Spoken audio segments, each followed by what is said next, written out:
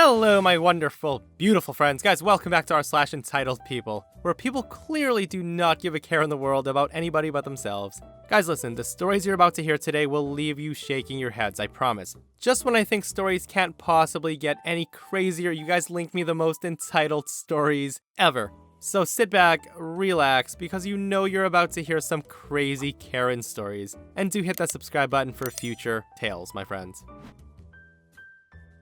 So, this one may ruffle a few jimmies, but I just want to preface by saying all I'm doing is reporting on what happened. Now, I work in an animal shelter. Animal shelters are magnets for the entitled, and this story is no different. Now, this happened towards the end of last December.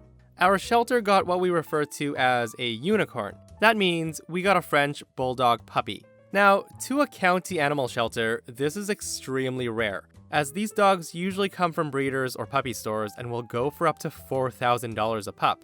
It's like finding a brand new Ferrari in a thrift store. Now, of course, the moment the dog is in our system, we have a line of people already wanting to adopt the dog. Now, our county shelter has a policy where we hold any stray animals for 72 hours to give the owners a chance to reclaim their lost pet before the pet becomes property of the county and we look into rehoming them. The first day the Frenchie was in our shelter, we had 8 different families put their name on a list to adopt. Our shelter is a first-come, first-served shelter, so we would call the first name on the list, and if they didn't want the pup or couldn't take them, we would call the next person, etc., etc. Pretty much these people were in line to adopt this one pupper.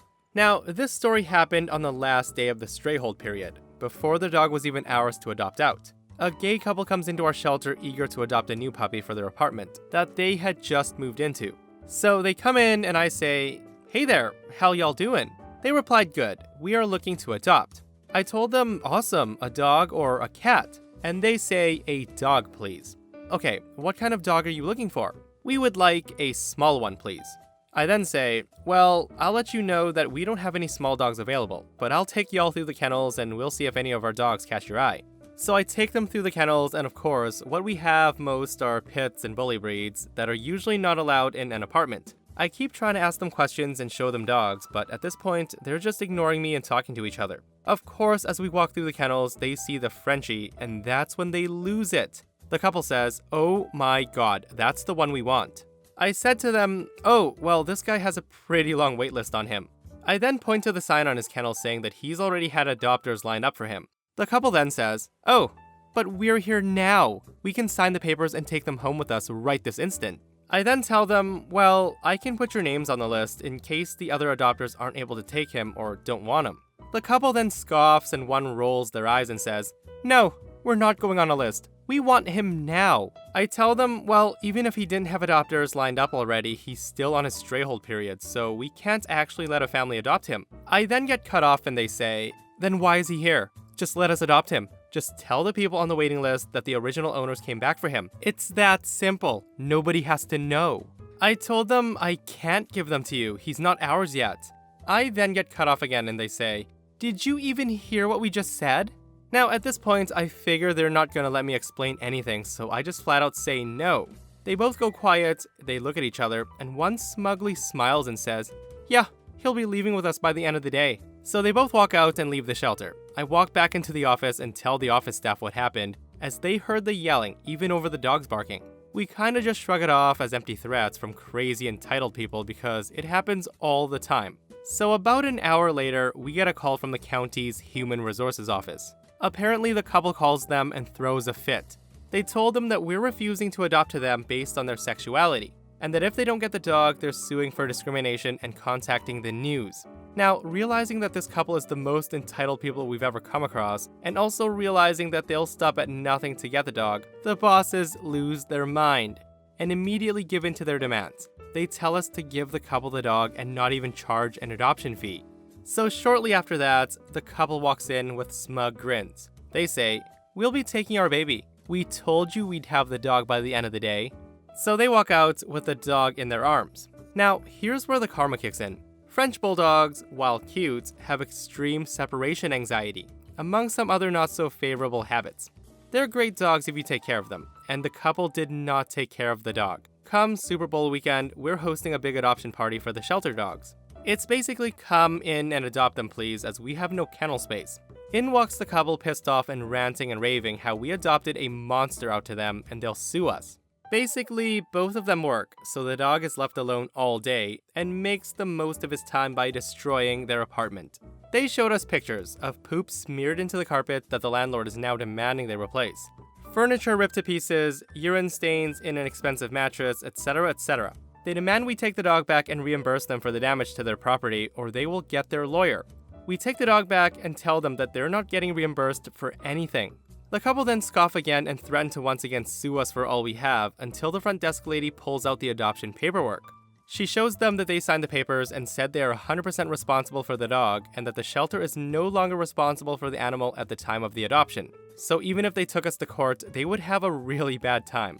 The couple start losing their minds and say they'll call human resources again, blah blah blah. I tell them that won't do them any good as they signed a legal contract, but they're welcome to try. They then give me the smug smile again. I then stand there while they call and proceed to scream at the phone when they don't get their way. They signed a contract, they took ownership of the dog, and they're not getting anything from us, and the county has a lawyer on hand should they want to take this to court. At this point, they're completely defeated. I smile as they turn to walk out and say, "I told you." So 2 days later, the pupper gets adopted by a lady who has 2 other Frenchies and spends all day in her retirement spoiling them. My friends, what an amazing ending to an incredibly entitled story. Guys, I'm all smiles after this, for 2 reasons. 1, for the fact that the super entitled people got exactly what they deserved, which is a healthy dose of karma and hopefully a super expensive bill. And number 2, for the fact that we all know the dog is with a loving family and is spoiled all day, every day. So, just down the road from my house is a decent sized playground with a 2 to 3 foot fence over it, meaning smaller kids have to use the gate, whereas older and bigger ones are able to climb over as long as they get a leg up. Anyway, the park is very popular with the kids in the area and is always very crowded and busy, but that's what makes it more fun, as it means they can make more friends. Recently, however, I've been hearing about a particular family who have been rather rude and tend to push away other people when they use the park. There's the entitled mom, the entitled dad, and 2 kids. Now, I had not met any of them until today. Now, Thursdays are the days that I get to see my niece and nephew, and I cherish them. I don't have kids of my own, but if they turned out like my niece and nephew, then I would be an extremely happy dad. Anyway, today they both decided that they wanted to go to the playground and play on the swings, and I could always use fresh air, so I took them. So straight away, I noticed that the playground was very empty, and there were only 2 kids there, so I went over and let my niece and nephew run to the park. I saw that they were having some issues getting the gate open. Now the gate does have a sliding lock, so it doesn't swing open in the wind, but I knew they were both capable of opening it, so I was curious if they were just messing around. As I got closer, I saw that someone had put a padlock on the gate to stop it from being opened, and straight away, I assumed it was one of the 2 kids in the park, who just happened to be the kid 1 and kid 2. I asked them to come open the gate so we can come in, but they told me they didn't have a key on them and that we needed to go away. Now at this point, I scoffed and just lifted my niece and nephew over the fence into the park, and they both ran off to the swings. About 20 minutes of watching the kids playing, I get a text from my sister saying that dinner was ready and that we needed to go back to eat. So I called my niece and nephew to the fence so I can lift them over and go home. And I could not do it. They were both too heavy to get a proper grip and lift on. I asked kid 1 and kid 2 if they knew who put the lock on the gates, and once again, they were no help. I explained that if they didn't tell me who locked the gates, then they would probably be stuck here, because I can't go fetch them to go open it. They then laughed and proceeded to climb up over the fence as a pair, and then ran over to one of the houses up the road. Now, I wanted to follow them and potentially ask their parents, but I couldn't leave my niece and nephew alone, so I called my sister. I told her that someone had locked the gates and there's a padlock on it, and she needs to come now. Once I hung up, I looked back towards the house that kid 1 and kid 2 ran to and saw them coming back with their parents in tow. Now, I was happy. I was about to thank them for coming back to help, but boy was I wrong. All 4 of them walked up to me, and I immediately got an earful before I could even speak. The mother says, "My kids were using the park. How dare you come and disturb them? And then you threaten to lock my kids here all night? You're lucky we haven't called the police." "I'm sorry, this is a public playground. I just asked if your sons knew who locked the gate." The dad replies with, "I did. What's it to you?" I then told him, "Well, can you unlock it? I'm almost certain you're not allowed to do this, as it's a public playground." So the dad proceeds to unlock the gate and let my niece and nephew out, only for him to go right back to locking it. The mom then says, "We lock it so our kids can enjoy it without any kids coming over and disturbing them. Now, we would appreciate it if you stayed off the playground from now on." Now, I knew this wasn't worth my time and there wasn't a lot I could do, so I took my niece and nephew home and that was it. We did not go back, but I'm gonna go back tomorrow to see if it's still locked or not. I'll post and edit when I know. This is one of the most entitled things ever. Treating a public playground as your private area by putting a lock on it. Some people are just so silly. Now, OP does have an update, and he writes, "I woke up 30 minutes early today to give me time to go check the gate before I leave for work. And the gate was still locked. So I called the cops and gave them both my details and what I knew about the family and left it with them. I shall post another update after work." So oh boy, I've got some news. On my way home from work, I stopped at the gate once again, and the padlock is actually gone. So I skipped my way down the road knowing that I had done the neighborhood a service when I hear the undeniable voice of the entitled parent from their front door. It was the dad, ready to give me an earful. He says, "Oi, are you the guy that called the cops on us? We had to take off our lock because of you." So I said to him, "You are potentially putting people at risk by trying to privatize a public space. Both are crimes, so I called the police, and I'd happily do it again." So a bit of backstory relevant to the event. This story took place years and years ago, and I'm a transgender man. I had my top surgery done a little over a year ago. However, for personal and medical reasons, I decided to not go through HRT. Because of that and the fact that my height is around 4'9", I'm stuck in being perceived as a teenager and young adult, even though I'm 35 years old. So now to the story. I was hanging out at my favorite coffee shop. Now, I always stay in the smoking area as I'm a smoker. Anyways, law over here states that to be able to stay in a smoking area, you need to be of legal age to smoke, which is 18 years old. Now, a bit relevant also, I've been a regular at this coffee place for at least 10 years. I know most of the waiters by name. Karen enters with a kid around the age of 5 and invades 2 tables, one for her and the other for her son, who proceeds to take out some crayons and coloring books. I ignore all this as I'm lost in the book I'm reading. Now, at some point, I do a crazy thing, such as light a smoke in the smoking area, and a few seconds later, I hear the dreaded sound of Karen clearing her throat. Now, I ignore her and the next exchange occurs. She says, "Hey, young man, listen to me." Now, I'm surprised to see some random woman yelling at me and say, "Yeah? Don't you think it's a bit rude that you're blowing smoke on my son?" Now, I point to the big sign on the wall that says, "Smoking area. 18 plus only." Karen then says, "Oh my god, do you even know how to talk? Answer me. You're too young to be smoking anyway." Now, I'm in no mood to deal with a random woman berating me, so I simply tell her that I am of age, and I put my headphones in and ignore her. Karen keeps speaking, but by the miracle of technology, I can't make out a word that she says. So I figured that was all. A few minutes later, I notice some commotion around me, and again hear the sound of dear Karen's banshee howls. I look up and see Karen arguing with one of the waiters and pointing at me. I pretend to ignore them while turning my music all the way down so I can hear what they're saying. Karen says, "You have to do something. He's clearly underage and blowing smoke all over my son. Don't think for a second that I won't call the police on this." The waiter then tells her, "Ma'am, I've already told you I don't need to ask for his ID as he's been coming here for years." Karen says, "I don't care. I know the law and my rights. He needs to show his ID to stay in a smoking area." That is kind of right. I will concede. So the waiter, after a few minutes of arguing with Karen, taps me on my shoulder and says, "Hey man, I'm really sorry to do this, but could you just take out your ID so this lady can move on?" I then take out my ID from my back pocket, which still has my dead name on it, as I would have had to spend around $1,000 to get my paperwork changed, and I spent most of my savings on my surgery. The waiter tells her, "Okay ma'am, you can see that he showed me a valid form of identification. Now can you please leave him alone?" Karen marches over and says, "Let me see that." She then takes my ID from the waiter's hand and she says, "This is clearly fake. That's a woman's name. You just showed me a fake ID. You are clearly a man. Who did you steal this from?" The waiter then tells her, "Ma'am, that ID is real and you need to give it back to him right now." Karen says, "No, I'm calling the police right now so they can confiscate this and question him about why he's carrying a fake ID. That's a felony."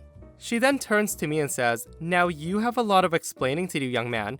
If only you could have been polite and not blow smoke all over my son." I then finally lost my patience and says, "Lady, I don't owe you an explanation, but for the sake of ending this and me going back to my book, I am a transgender man. I was born a woman, but I'm not one, and my ID still has to reflect my gender identity. Got it? Good. Now give me back my ID. Now Karen's face goes bright red, and she's visibly disturbed, and she says, "You are a freak. How dare you stand so close to my child? You're gonna corrupt him." She then addresses the waiter and says, "Ugh, you guys allow transgenders in here?" So this is the part where the kid turns to Karen and says, "Mommy, what does transgender mean?" So me, knowing that my afternoon is already spoiled and thinking, what the hell, let the world burn, right?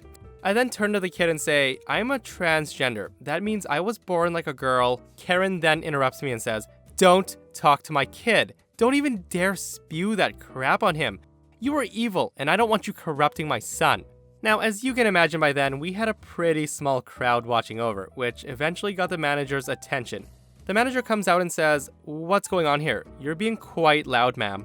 Karen then says, "I will talk as loud as I want. It's outrageous what happens here. Are you in charge?" The manager says, "Yes, ma'am. I'm the manager of this coffee place, and if you don't lower your voice, I will have to ask you to leave. Now, can you explain to me why you are yelling at my staff and my customers?" Karen then says, "I will have this place shut down in a heartbeat if I don't get compensation right now." The manager, being a little bit sassy at this point, says, "And exactly why should we compensate you?" She says, "Listen, that freak is putting these transgender thoughts into my boy's head." The manager then says to her, "And again, how does that entitle you to any compensation?" Karen responds with, "I will have to pay for therapy for my son now. Maybe even ask my congregation to pray over him, and that costs money. This is reckless endangerment." So at this point, a guy customer says, "Come on, lady, stop. You've been drumming our ears for 10 minutes now with your nonsense. If anyone's entitled to compensation, it's us." So the manager then agrees with him and tells Karen to leave the premises, and she says, "This is not the end of things. I will have your license in no time." She then grabs her kid and proceeds to leave, but then she turns around and screams at us some more. And the manager says, "If you want, we can call mall security in no time. Let them settle this, and in the meanwhile, we could also let them write a report of you having your son that's clearly underage in a smoking area." Karen is defeated at this point. Such a wonderful view. She throws my ID to the ground, gets her kid, and starts to leave. As she left, I couldn't help myself, and I said, "Hey kiddo, remember, you can be anything you want to be." Karen huffs and puffs and gives me the middle finger as she walks away. Holy crapoli, my friends. I'm just so baffled at that interaction. Some people really need to mind their own damn business. And that, my friends, brings us to another end of our / entitled people. Guys, if you enjoyed the stories today, do hit that thumbs up. And if you missed the last episode of our / entitled people, a Karen abducts OP's service dog, claiming that she needs the dog more than OP does. Imagine that. Guys, check it out if you haven't, and I'll see you guys in the next one. I love you.